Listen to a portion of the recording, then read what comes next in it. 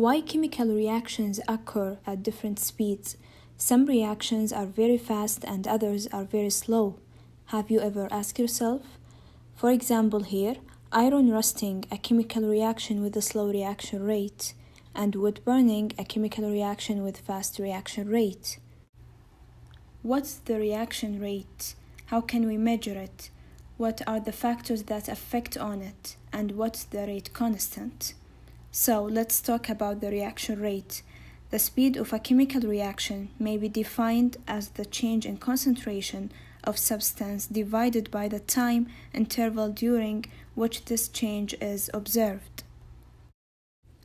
For example, for a reaction of the form A plus B give the product AB, the rate can be expressed in terms of the change in concentration of any of its component over the change in time. As we see here, the graph shows the relationship between the concentration and time. The red line represents the reactants A and B in a reaction with initial concentration that decreased with time until it reached to the equilibrium.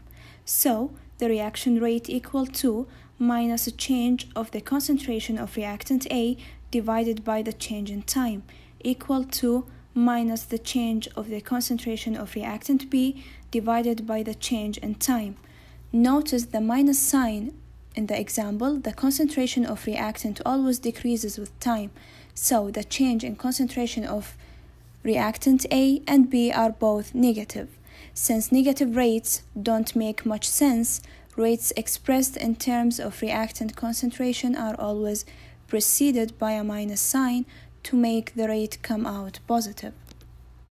The blue line represents the product in a reaction with initial concentration that increased with time until it reached to the equilibrium, so reaction rate equal to the change in concentration of the product AB divided by the change in time. The second law is rate reaction constant law.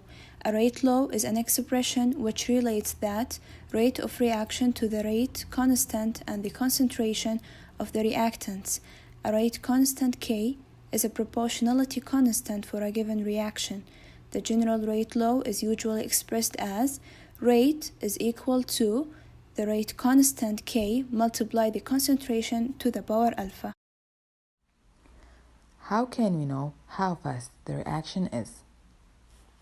By studying chemical kinetics, the rate of the reaction is determined depending on 5 factors, which are the concentration of reactants, temperature, surface area, catalyst, and pressure.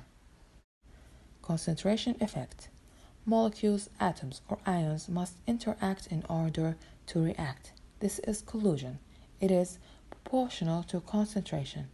Increasing in concentration will increase the reaction rate. Temperature effects. The average kinetic energy increases with high temperature, then the particles will collide more frequently, so the reaction rate will increase. Same reactant can produce different products under different reaction conditions.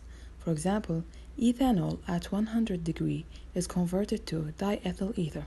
However, at 180 degrees produces ethylene. Pressure effect.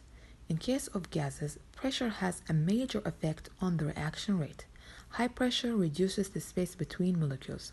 Number of collision increase, and as we mentioned previously, collision and concentration are proportional, which raise the reaction rate.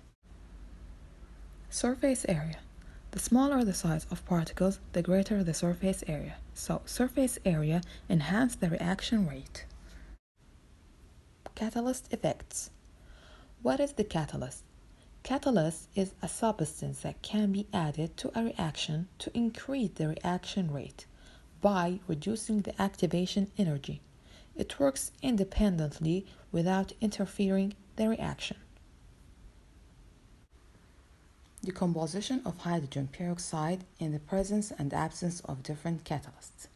Well, catalysts determine the product of a reaction by accelerating only one of several possible reactions that could occur, which makes them highly selective. To find rate constant, K experimentally, we will do the Harkart and Essen experiment. Hydrogen peroxide react with 2 molecules of hydrogen iodide to give us 2 molecules of H2O and iodine. The velocity of this reaction is directly proportional to the concentration of hydrogen peroxide and hydrogen iodide. The order of the reaction is 2. If either of reactants were present in great excess, the velocity would become proportional to the concentration of the remaining reactants.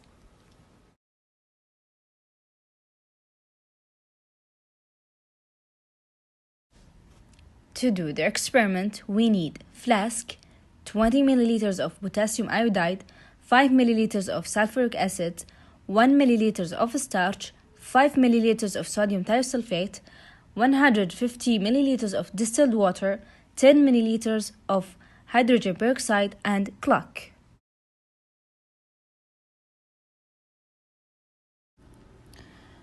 The initial concentration of mixture, which is represented by A, to calculate the number of milliliter of sodium thiosulfate has 0.1 normality, which are equivalent to the hydrogen peroxide, and this is proportional to the initial concentration of mixture, which is A. After calculations, we get the initial concentration equal 40 milliliters. Calculating X, and X is the sodium thiosulfate quantity is added when time t is equivalent to the amount of hydrogen peroxide decomposing at time, and take values of 15, 10, 5 minutes at each time period, which appears blue or darker blue.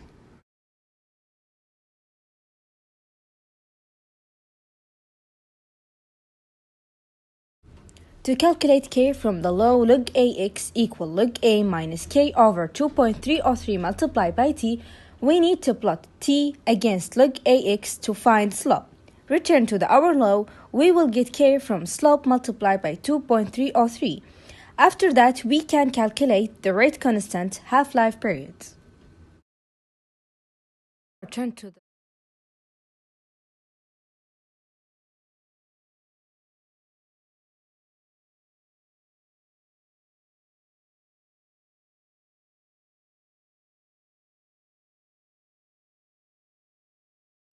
Put 1 milliliter of starch,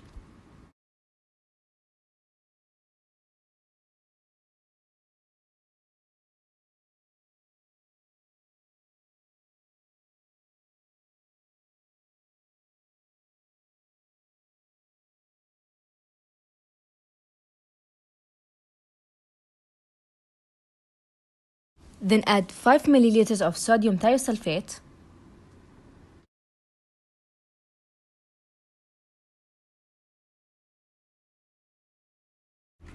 and 150 milliliters of distilled water.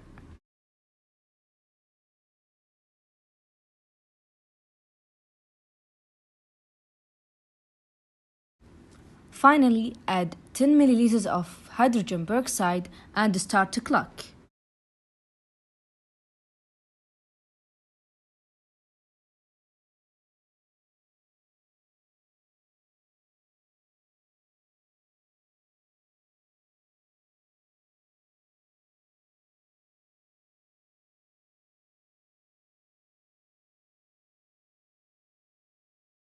Then shake carefully till the color becomes blue or dark blue.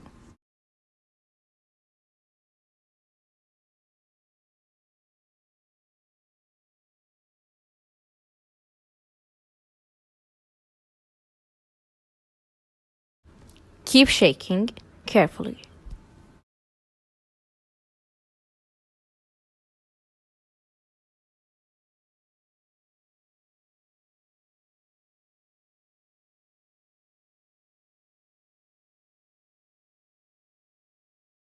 You will shake approximately from 1 to 2 minutes.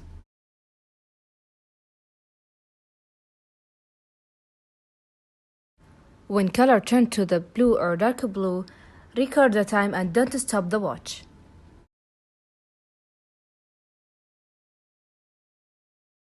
Then add 5 milliliters of sodium thiosulfate. The color becomes colorless, then return to the dark blue. Repeat this process from 5 to 6 times to plot the point on the graph.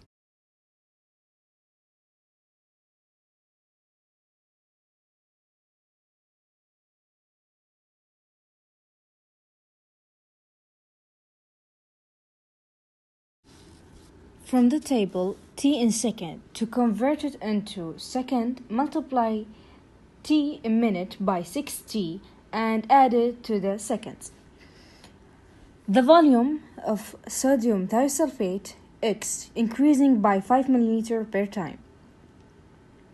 A minus X. A, the initial concentration calculated in previous slide, which A equal 4T. Then take log of A minus X. Then to calculate rate constant K, we can calculate it from the law 2.303 over T multiplied by 60 log A over A minus X.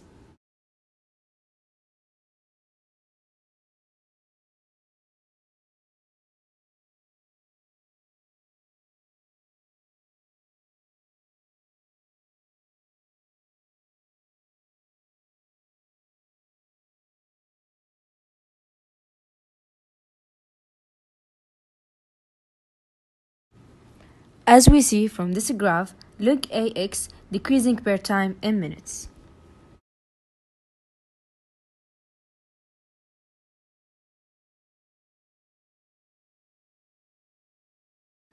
Here is a table to compare between rate constant experimentally and graphically.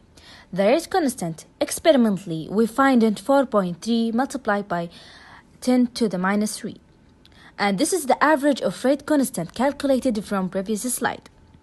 Then to find rate constant half-life period, we can find it from law ln2 divided by k. K is calculated. After that, to convert it into minutes, we can divide it by 60. The second column, the rate constant k graphically. After plot the points on the graph, take the slope, then multiply by 2.303, and this is the k. Then calculate the half-life period by log ln2 over k. Last thing, convert it into minutes by dividing on 60.